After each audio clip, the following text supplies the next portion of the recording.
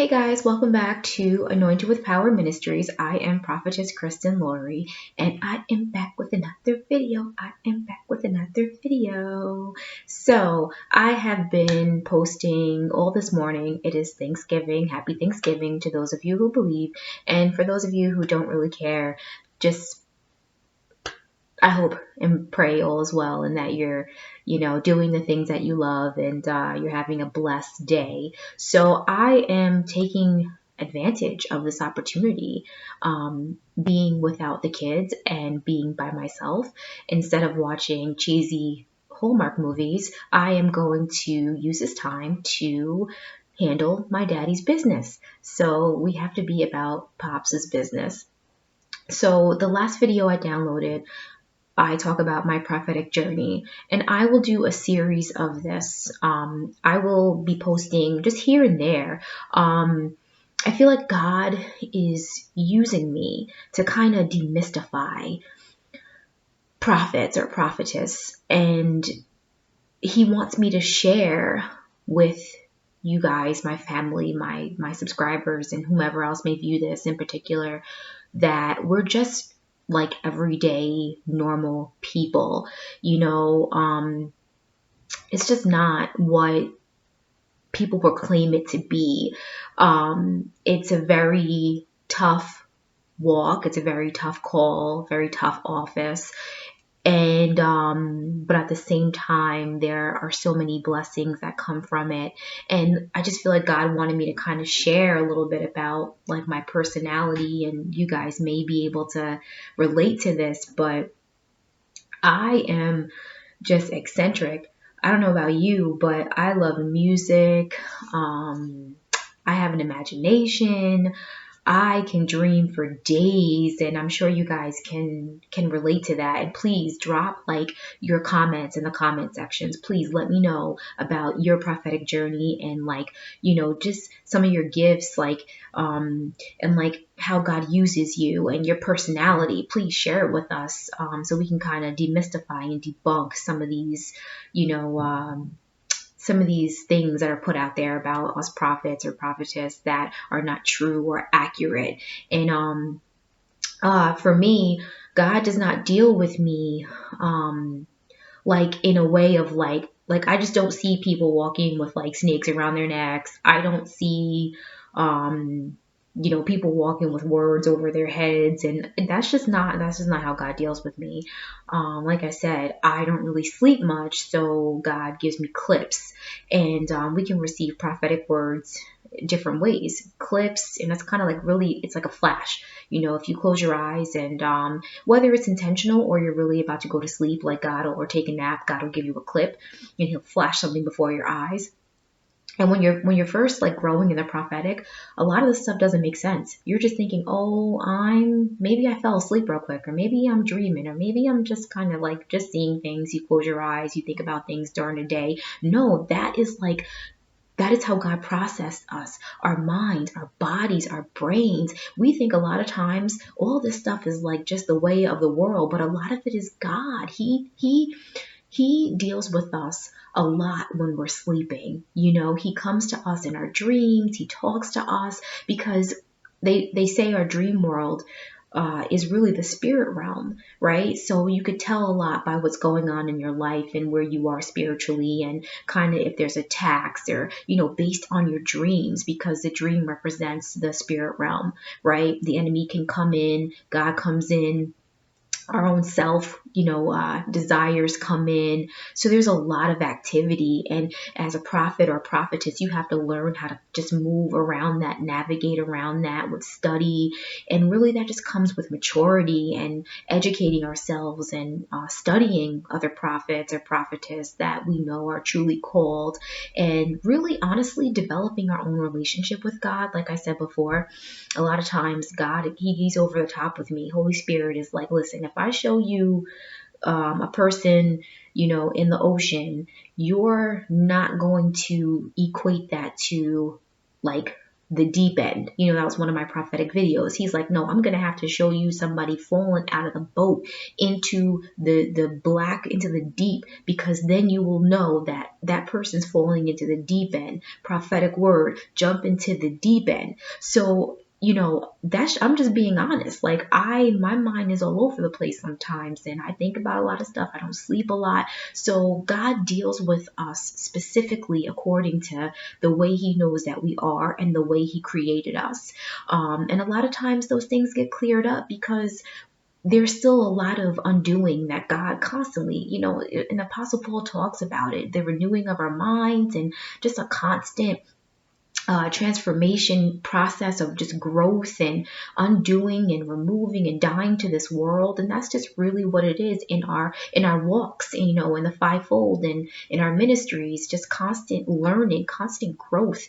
Just because you've arrived, it doesn't mean that you stop growing. It doesn't mean you stop studying or educating. You have to keep going. That's why this is so hard, because it's like, you really have to persevere. God's not going to just give you everything all at once. Not everything is just going to happen just like that. You're going to have to keep pressing. You're going to have to keep seeking him. You keep chasing your call, chasing your ministry. You're going to have to work hard.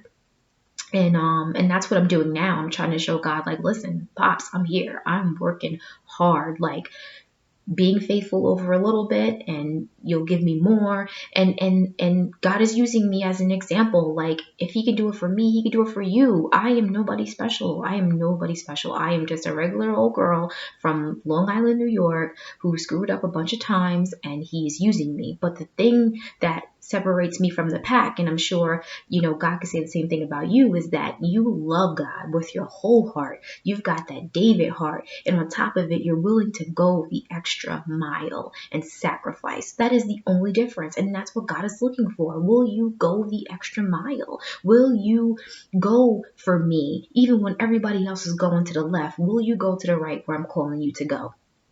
So some prophetic boo-boos I've made.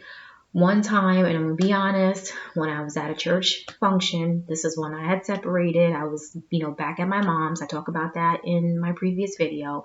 I had met this guy, and Holy Spirit put in me, you need to be with your own. Not that color matters, but God specifically has created us and designed us to be with certain people that he knows he's going to get the best out of us.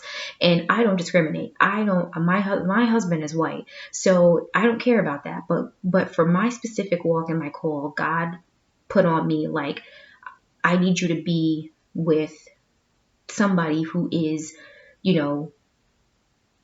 same skin, looks like you, has the same preaching capacity as you, understands you, where you're and God talks about it in the Bible. This is so, oh my goodness, like, please don't chew my head off for this. But if you look in Ezra, God, he was very specific about, the Israelites and who they could marry and who they couldn't marry. And he is the same today. God does not change. He is very specific about all of us. And hey, for example, it could be, it could be a Caucasian man. It could be an Indian man, if he's a Christian. What I'm saying is that for me, specific to me, that's what God said. Like, that's where I need you to be, with, another man of color, another African American person. So I saw somebody, and I was like, I had emailed him, and I was like, God gave me permission to talk to you. And he was like, really? Why? And I said, because, you're like, you're going to be my husband. And he literally got scared, and he literally was like, no thanks. And I was like, oh my goodness, like, why did I do that? And I went to God with it. God was like, I hope you learned your lesson, because that's not what this is about. And there's a lot of people out there that's doing that, a lot of baby prophets. And this is when I was, I was a baby. And I honestly, that's what I thought. Like, okay, God, you telling me I'm going to be with a, somebody of color, and, this guy, he looks pretty cool. And then come to find out, he was a part of a whole other type of thing. I mean, I'm saying there was some backdoor business going on, and I was just off. I couldn't tell good from bad. I couldn't tell, God's voice from the enemy's voice, and it was just all wrong. So, that was a big save right there. But I was embarrassed. I was mortified. And that was a lesson that I learned. Do not go around giving people these prophecies. Do not go around chasing your spouse or, God told me you're my husband. God told me because you will make mistakes. The enemy will make a joke out of you. And I have seen a lot of popular prophetess who have platforms on here come out with videos saying that God told them that this was their husband. And then 3 or 4 years later, they say with a new man. And I'm like, wait a minute, I saw a video with you saying that somebody else was your husband, and now you're in another video with another man. And we're all human. But these are the things that sometimes we do as prophet and prophetess, and these are the things that God wants us to stop doing, and we learn our lessons. So that was one of my fumbles. Another one was I didn't realize that as a prophet or a prophetess, you attract a lot of things. Okay. I remember I met this girl, and she was like, she just was like very just, I don't know, she gravitated toward me. And she had said to me that she saw dead people. She said to me that, I met her in church. So she was just saying that how she just felt connected to like the supernatural, and she just like, could sense things. And I was like, wait a minute, like, you may be called as a prophet, and as soon as I said that to her, her ears like just like her whole face was like, oh my goodness, yes, that's it. But she didn't know any other word. And all of a sudden, she was calling me, she was asking me, tell me what to do. How do I grow in this? I want more. I'm a prophet. And it got crazy. And I'm like, Lord, what happened? What did I do in this situation? And then all of a sudden she turned on me. She turned on me and she was writing comments on my page. I had to block the girl because it just wasn't right. So I learned a lesson in that moment, which was, first of all, as a prophet or prophetess, there's power in our tongue, and when we say things, we can activate things. We can, upset things in the spirit realm, and we attract things. We attract people, and if we give the wrong word before it's time, or if it's not accurate, we can really hurt people, or we can hurt ourselves because we don't know who the enemy could be sending. Now that situation turned out to be kind of like because remember, God uses the good and the bad, right, for the perfecting of his will in our lives. That situation kind of put me on to the fact that I would be mentoring, because I actually ended up mentoring a couple of young ladies after that. I'm actually working with someone right now, and there's fruit, okay? They're not, well, let's just say people are going to come in your life. There are people that are going to come, and God will use us. As a prophet, we take a lot of rejection. We take a lot of sometimes abuse. People come our way and we give them encouragement, and then they walk away, or they may hurt us, but we got to just take it, just pray and move on. And but the person I'm working with now, who I mentor, there's so much fruit in her life.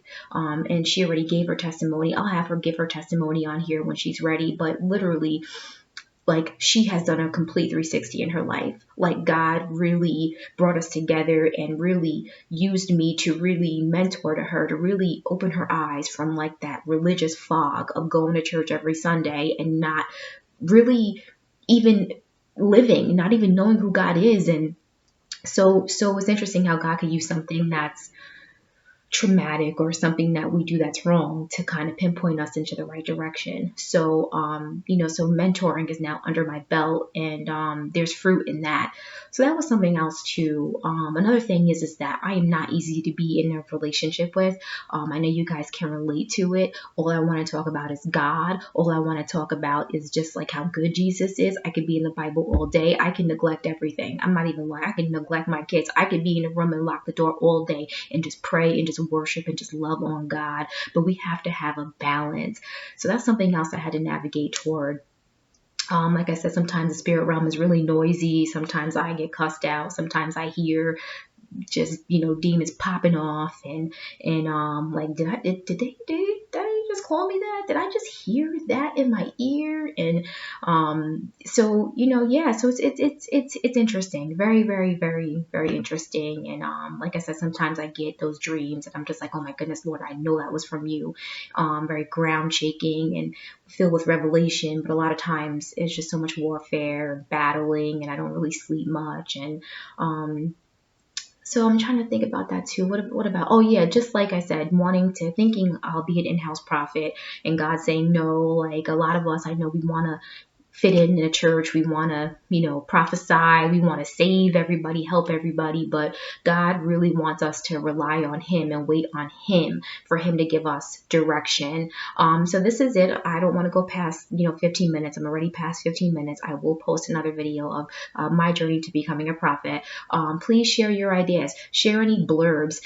If you operate in the office of a prophet, this is specific to us. And even if maybe you have a gift of prophecy and maybe God asked you to give somebody a word and you just kind of, fumbled a little bit, just drop your comments and let us know, your process, your journey. I love you guys. God bless.